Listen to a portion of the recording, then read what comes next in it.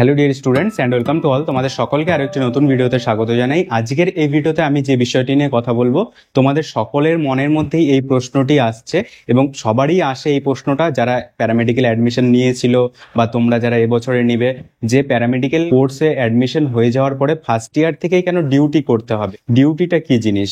তো আমি এর আগের ভিডিওগুলোতেও তোমাদেরকে বলার চেষ্টা করেছি, বোঝানোর চেষ্টা করেছি। তো তোমরা আমাকে লাস্ট ভিডিওতে কমেন্টে জানিয়েছো যে ডিউটিটা কেন করতে হবে, আমরা তো ফার্স্ট ইয়ার স্টুডেন্টস, ডিউটি কি করতে হবে, কি কাজ করতে হবে কিছুই তো জানি না, প্রথম গিয়ে কি করব। তো সেই বিষয়গুলো নিয়ে আজকের এই ভিডিওতে ডিসকাস করব।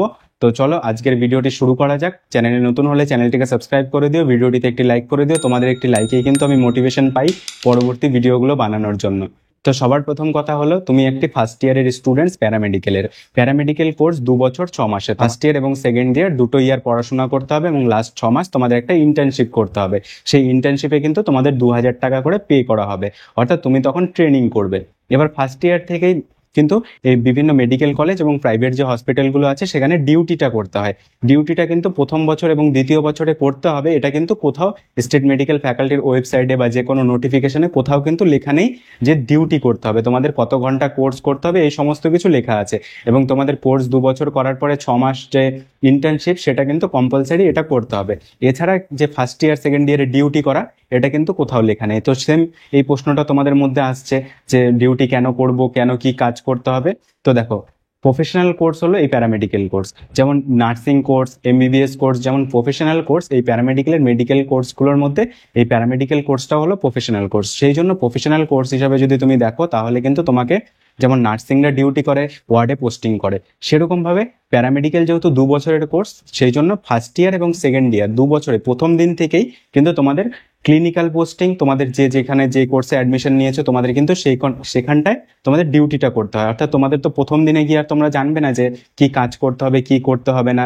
তোমাদের কিন্তু প্রথম 2 মাস 3 মাস 6 মাস কিন্তু তোমাদের অবজারভেশন করতে হবে। তোমাদের সেকেন্ড ইয়াররা থাকবে, ইন্টার্নরা থাকবে, ডক্টররা থাকবে, সেখানে কিন্তু তোমাদের অবজারভেশনটা করতে হবে। প্রথমে গিয়ে তোমাদের কাজটাতে হাত দিতে হবে না, কারণ প্রথম তো তোমরা কিছুই জানবে না, কারণ তোমরা সদ্য এইচএস পাস আউট স্টুডেন্টস। এই জন্য প্রথম কিন্তু তোমাদের কাজটাকে দেখতে হবে, শিখতে হবে, অবজারভেশন করবে, তারপরে কিন্তু তোমরা আস্তে আস্তে কাজটাকে করবে। কারণ এই প্রফেশনাল কোর্স 2 বছর 6 মাস করেই কিন্তু তোমরা মেডিকেল টেকনোলজিস্ট হবে। সুতরাং তোমরা যদি এই 2 বছর 6 মাসে পড়াশোনাটা শুধু করো, থিওরি পড়ো, তাহলে কিন্তু থিওরিটা তোমার কোথাও কাজে লাগবে না, কারণ তুমি তো আর ডিপ্লোমা কোর্সটা করে কোথাও পড়াতে যাবে না। সেই জন্য তোমার কিন্তু হাতে নাতে কাজটাকেই শিখতে হবে। সেই জন্য কাজটা শেখার জন্য ডিউটিটা হচ্ছে মেন।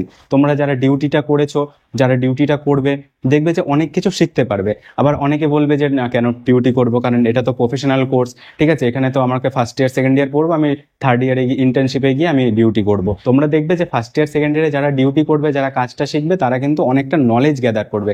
কারণ এখানে প্যারামেডিক্যাল কোর্সে বলো, মেডিকেলের যে কোনো কোর্সে বলো, যদি তুমি পেশেন্ট রিলেটেড কাজটা তুমি হাতে নাতে শেখো, তাহলে কিন্তু তোমার অনেক এক্সপিরিয়েন্স হবে। বই পড়ে কিন্তু ততটা এক্সপিরিয়েন্স হবে না। তুমি যতটা কাজ করে হাতে নাতে যতটা শিখতে পারবে, ততটা কিন্তু বই পড়ে এক্সপিরিয়েন্স হবে না। তোমরা সিনিয়রদের কাছ থেকে শুনবে যে ডিউটিটা যারা করবে, কাজটা যারা ভালোভাবে করবে, তারাই কিন্তু অনেক এক্সপিরিয়েন্স গ্যাদার করতে পারবে। সুতরাং তোমাদের কিন্তু ফার্স্ট ইয়ারে তোমরা যারা অ্যাডমিশন নিয়েছো, তোমাদের কিন্তু ভয় পাওয়ার দরকার নেই। তোমাদের ডিউটিটা হবে, রোস্টার হবে। রোস্টার মানে হচ্ছে তোমাদের রুটিন করে দেওয়া হবে, বা 7 দিনের মধ্যে তোমাদের একটা ডে অফ থাকবে, বাকি 6 দিন তোমাদের পোস্টিং করতে হবে। যেমন ডিএমএলটি কোর্সে, ইসিজি কোর্সে, ডিপিটি কোর্সে, ডিসিসিটি কোর্সে, ওটি কোর্সে তোমাদের ওটিতে কাজ করতে হবে, তোমাদের ক্রিটিক্যাল কেয়ারে কাজ করতে হবে, তোমাদের ইসিজিতে কাজ করতে হবে। এগুলো নিয়ে আমি অনেক কিছু ভিডিও বানিয়েছি। তোমাদের যদি কনফিউশনগুলো থাকে, তাহলে তোমরা সেই কনফিউশন ক্লিয়ার করতে পারো, ভিডিওগুলো দেখতে পারো। ব্যাপারটা হলো ডিউটি করা, ক্লিনিক্যাল পোস্টিং, এই ব্যাপারটা হলো এটাই। তোমাদের কিন্তু ইন্টার্নদের সাথে, সিনিয়রদের সাথে, মেডিকেল টেকনোলজিস্টদের সাথে ডিউটিটা করতে হয়, এটাই হলো কথা। তো এর বাইরেও যদি তোমাদের কিছু প্রশ্ন থাকে, অবশ্যই আমাকে কমেন্টে জানাবে। আমি তোমাদেরকে পরবর্তী ভিডিওর মাধ্যমে সেটা ক্লিয়ার করে দেওয়ার চেষ্টা করব। তো আজকের ভিডিওটা এখানেই শেষ করছি। ধন্যবাদ।